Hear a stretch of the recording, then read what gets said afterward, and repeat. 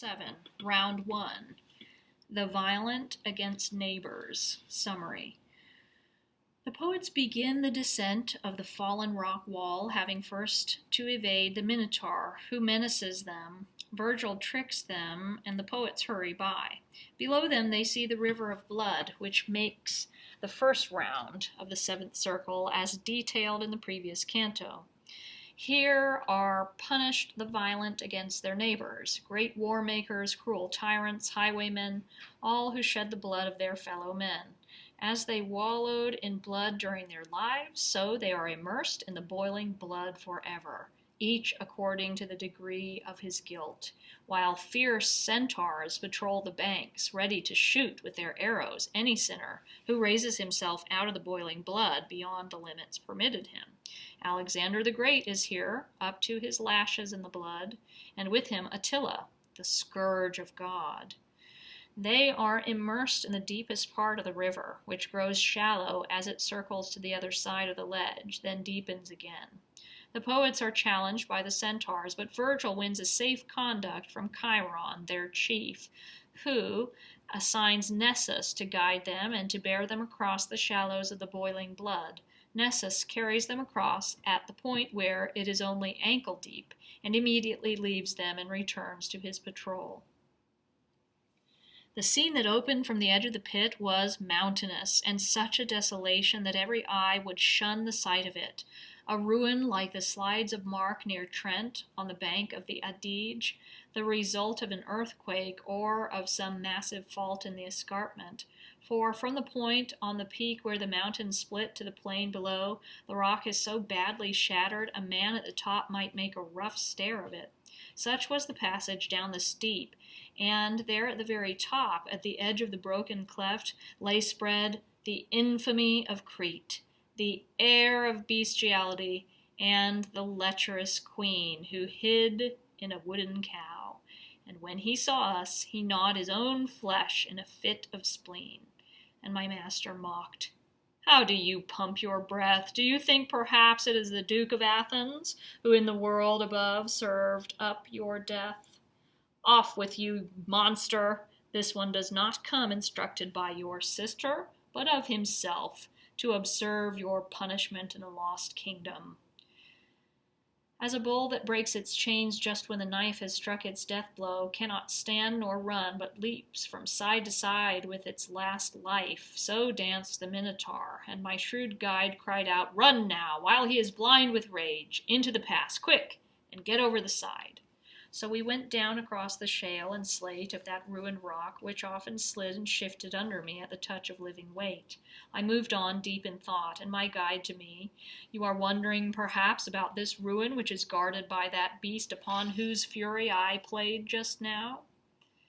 I should tell you that when last I came this dark way to the depths of hell, this rock had not yet felt the ruinous blast.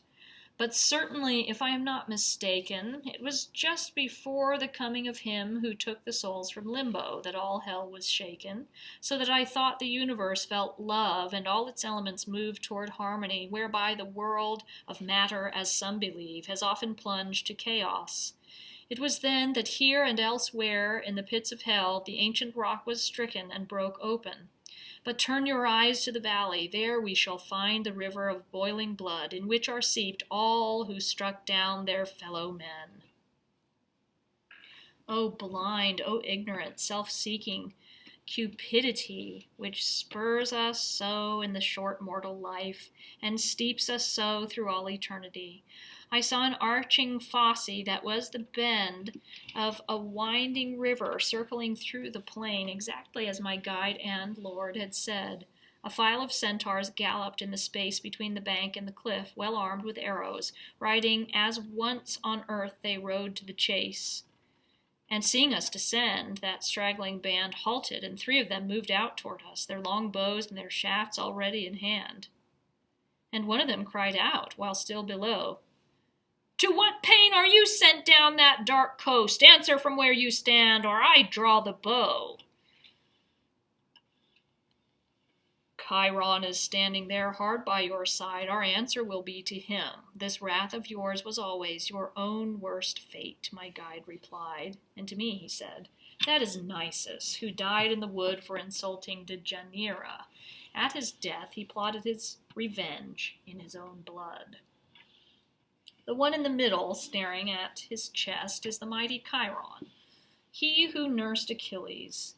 The other is Pholus, fiercer than all the rest.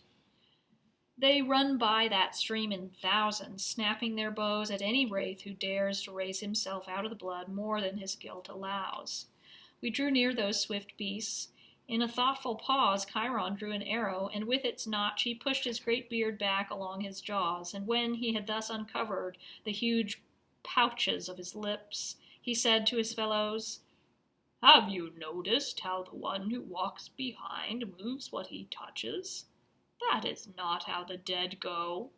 My good guide, already standing by the monstrous breast in which the two mixed natures joined, replied, it is true, he lives. In his necessity, I alone must lead him through this valley. Fate brings him here, not curiosity. From singing Alleluia, the sublime spirit who sends me came. He is no bandit, nor am I one who ever stooped to crime. But in the name of the power by which I go this sunken way across the floor of hell, assign us one of your troop, whom we may follow, that he may guide us to the ford, and there carry us across on his back, the one I lead, for he is not a spirit to move through air. Chiron turned his head on his right breast and said to Nessus, go with them and guide them, and turn back any others that would contest their passage. So we moved beside our guide along the bank of the scalding purple river, in which the shrieking wraiths were boiled and died. Some stood up to their lashes in that torrent, and as we passed them, the huge centaur said, these were the kings of bloodshed and despoilment. Here they pay for their ferocity. Here is Alexander and Dionysius, who brought long years of grief to Sicily. That brow you see, with the hair as black as night, is Azzolino, and that beside him, the blonde, is Opizo d'Asti, who had his mortal light blown out by his own stepson. I turned then to speak to the poet, but he raised a hand. Let him be the teacher now, and I will listen. Further on, the centaur stopped beside a group of spirits, steeped as far as the throat in the race of boiling blood, and there our guide pointed out a sinner who stood alone. That one before God's altar pierced a heart still honored on the Thames, and he passed on. We came in sight of some who were allowed to raise the head and all the chest from the river, and I recognized many there. Thus, as we followed along the stream of blood, its level fell until it hooked no more than the feet of the damned, and here we crossed the ford to deeper hell. Just as you see the boiling stream grow shallow along this side, the centaur said to us when we stood on the other bank, I would have you know that on the other the bottom sinks anew more and more, until it comes again full circle to the place where the tyrants stew. It is there that holy justice spends its wrath on Sextus and Pyrrhus through eternity, and on Attila, who was a scourge on earth, and everlastingly milks out the tears of Rainier da Corneto and Rainier Pazzo, those two assassins who for many years stalked the highways bloody and abhorred. And with that, he started back across the ford.